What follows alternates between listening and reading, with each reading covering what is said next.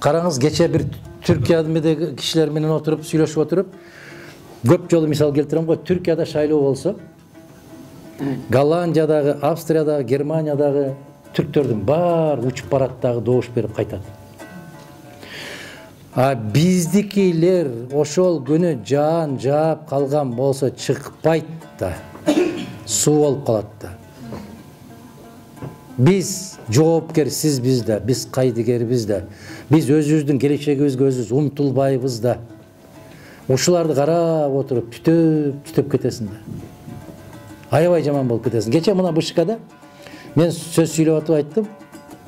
Эмне үчүн бир гана тилке кылып коесуңар дагы кыргыздарды кыйнайсыңар, добуш бердирбейсиңар ошол жерге. Десем, жана БШКнын төрагасынын орун басары айтпады. Өзүбүздө кептин баары өзүбүздө дейт.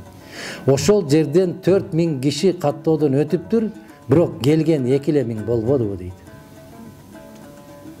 Биз кайдыгербиз да. Биз башка мамлекеттен учуп бармак турсун, жамгыр жаап атса барбай коюп атпайбызбы? Анан биз үчүн ким күйүш керек, айткылачы айланайындар. Какшап жүрүп кете беребиз биз. Биздин да өмүр өтөт. Биз да турбайбыз. Бирок келечек бүгүн башталып атат. Келечек туңгуюк болуп атат. Биздин кошуна мамлекеттер кетип баратат. Дүркүрөп өсүп атат. Биз жылдан жылга артка кетип баратпайбызбы? Эмненин кесепетинен? Муну билет, муну. Кекиртегиң билет. Мээң билбейт, бирок кекиртегиң билет.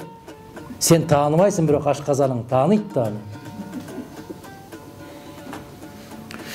Бүгүн жигиттер, кыздар идея бергенге караганда бүгүн бир кесе тамак берген киши баалуу болуп атат. Жана айтпады, эң кымбат нерсе идея деп.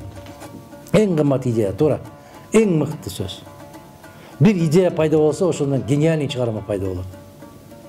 А бирок анын эч кимге кереги жок да. Кече Дооронбек Садырбаевдин бир эмнесин чыгарып турган, туура.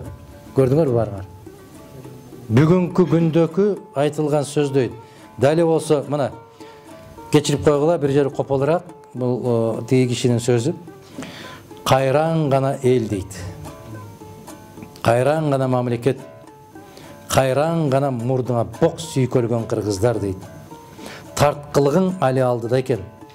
Белиңди бекем байлап, чыдагын өзүңдүн зөөкүр уул кыздарыңдан дейт.